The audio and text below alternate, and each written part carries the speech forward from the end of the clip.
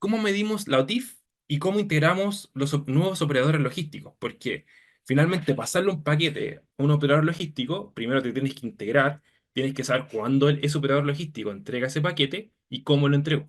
En base a eso, ¿cómo mejoramos la OTIF? Primero, nos fuimos toda la nube. Esto nos hizo adaptar nuestras herramientas, porque piensen lo siguiente, nosotros procesábamos 300.000 despachos al mes, y se dan cuenta que con 300.000 registros el Excel funciona relativamente bien. Pero ahora, abran un Excel con 1,5 millones de registros, ¿ya? Intenten hacer una tabla dinámica, ¿ya? Ahí ya se complica la cosa. También repensamos el proceso del cálculo del indicador, porque antes existían pocos responsables, o era, quizá el indicador estaba medido, pero no tenía el doble clic necesario para poder ir a buscar al responsable de la no entrega. Bien.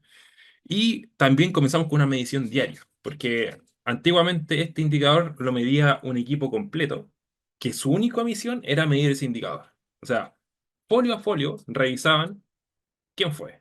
Ya, el picking se hizo, check. Después, el despacho se hizo, check. Ah, pero no llegó a la casa del cliente porque al cliente no estaba. Y esa medición era manual y lo hacía un equipo, ¿ya?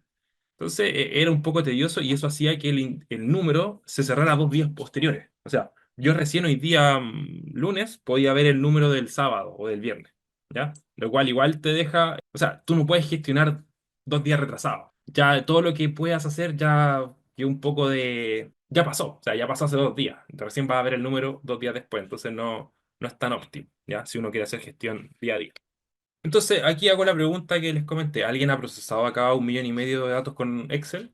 Finalmente, la necesidad nos llevó a buscar nuevas herramientas. Bueno, la comparativa es la siguiente. Bueno, antes el indicador se medía con 2 días de desfase, como les comentaba, lo cual no nos dejaba espacio para la gestión, ¿ya? El reporte era en Excel, ¿ya? Lo cual, por un lado, era bueno porque tú lo podías enviar por correo. Era pesado, obviamente, todos los días te llegaba un correo bastante pesado, pero tú podías tener el detalle del folio a folio. Y este correo se mandaba a muchas personas de la compañía, a más de 200, 300 personas, ¿ya? Puedes imaginar que mandar ese correo con 300.000 registros no era tan óptimo. Y ese correo también lo leía, en ese caso, el CEO de la compañía. Entonces tampoco era un correo que uno tenía que dar una respuesta a un número claro y sin errores, ¿ya? Lo cual te obligaba a revisar, sí o sí, ¿ya? Y como les decía, había un equipo completo responsable de este cálculo, que era machacando Excel finalmente y preguntando los sistemas, en los WMS, en los TMS, en los OMS, etcétera, ¿ya? Para identificar estos responsables. ¿Qué hicimos a posteriori, después, con esta implementación? Y aquí viene, aquí entra Power BI, ¿ya? Primero hicimos un indicador que estuviera disponible 24/7 y con update cada 3 horas, ¿ya? O sea, cada 3 horas uno podía ir viendo lo que ya pasó eh, recién, ¿ya?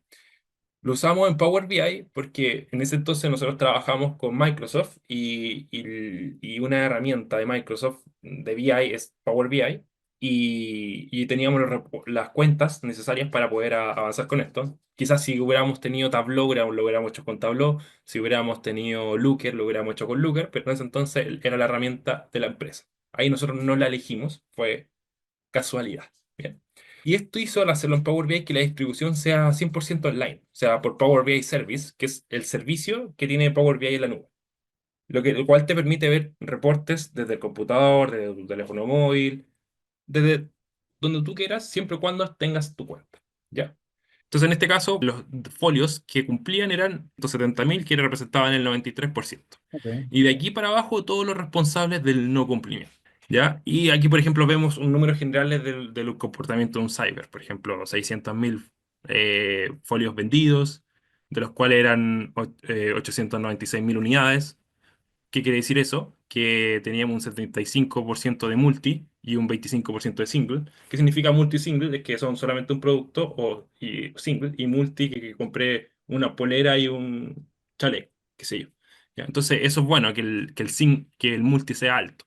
Quiere decir que te llevas bastantes productos solamente en un despacho. ¿Ya? Correcto, Primero, la correcto. TIF on time in full. ¿Ya? Es una métrica clave en la gestión de la cadena de suministro y la operación en logística y mide la eficacia en una empresa en el cumplimiento de los pedidos de sus clientes en términos de puntualidad y completitud, ¿ya? Entonces siempre es de cara a cliente. La OTIF es de cara a cliente.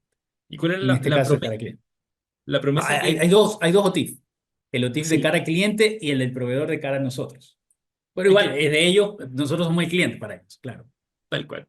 Exactamente, muy, muy buena acotación ahí, Samuel. De hecho, sí, se puede medir con el cumplimiento de tus proveedores o el cumplimiento a tus clientes. Y Ok, ¿cuál es la promesa? La fecha pactada. Nosotros le llamamos fecha pactada porque cuando tú haces la compra, en este caso el retail te decía, tal fecha llegamos. Entonces, siempre nos comparamos contra esa fecha. Obviamente, una gestión previa, si se acerca esa fecha, obviamente ya debe estar piqueado, ojalá el día anterior o la noche anterior, ya entonces se tienen que ir cumpliendo nodos dentro de esa cadena, ¿ya? Obviamente si ya no se piqueó en la fecha de picking, ya no difícilmente llegue en la fecha pactada y eso ya lo íbamos detectando. O sea, no era tan reactivo, era proactivo este indicador, porque te decía por el nodo, les podría mostrar esa lógica, pero la idea es ir quemando. ¿Se piqueó? Bien. ¿Se despachó? Bien. ¿Pasó por algún troncal, algún crossdock o lo que sea? Bien. ok, Después llegó al ok. cliente, bien. Entonces, como que se cumplieron todos los tramos, perfecto, cumple. Y también la cantidad, o sea, ves cantidad y ves la fecha. Sí.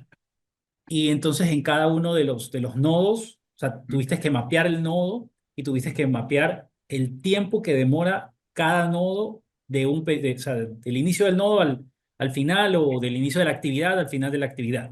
Mira, sobrecalcular y no, porque los OMS y los WMS ya lo Ok, tienen definido. O sea, tienes una fecha de picking promesa, tienes una fecha de despacho promesa y tú tienes que cumplirla. O sea, en el sistema, la persona que piquea, la persona que va con la traspaleta, que va con la pistolita a buscar el producto, ya sabe la fecha. O sea, se tiene que cumplir. Del momento que se cae la compra, nosotros ya reservamos esas capacidades para que la persona del picking vaya, para que la persona del despacho lo lleve. Entonces, sí, ok. son fechas que se pueden encontrar sistémicamente. ¿Qué es lo más difícil de hacer algún proyecto? O sea, de hacer un proyecto de estos. Ya, lo más difícil es la parte de atrás. Es la parte de extraer la información de los sistemas, procesarla, que te haga sentido. Y después, bueno, escribirlo en una tabla ya eso es fácil, pero todo el procesamiento y las lógicas de negocio, eso es lo complejo. Y eso nos tardó 2 meses, más o menos, porque piensa que teníamos un proceso, era como la columna vertebral, pero teníamos que ir al doble clic. O sea, ya no era la operación del almacén uno de la operación del almacén 2 del almacén 2 el picking, ¿entiendes? Entonces como que había que ir onda. Y eso nos costó bastante. Y eso es el valor agregado que tiene Python. Nosotros lo hicimos todo con Python. De repente una consultora viene y te cobra un dineral, lo puede hacer también. De repente uno compra un sistema para eso o un desarrollo con otra consultora y lo puede hacer, pero en este caso nosotros fuimos nuestros propios consultores y generamos nuestros propios procesos en Python que finalmente se quedaron ejecutando en un servidor propio y escribiendo en la nube. Entonces, O sea, ¿qué hacía ese desarrollo que hicieron en Python? te explico, mira, teníamos varias fuentes de datos, como en total 15 distintas. Uno puede decir, no, pero si era el OMS, el WMS y el TMS. Sí, Claro. pero también tienes toda la integración con el operador logístico, el B2B para la venta en verde del marketplace, tenías el B2C, tenías muchos sistemas, los sistemas contables, los sistemas de inventario, etcétera. Entonces, y varias consultas, porque claro, el WMS quizá iba a buscar el picking, pero también iba a buscar la carga camión.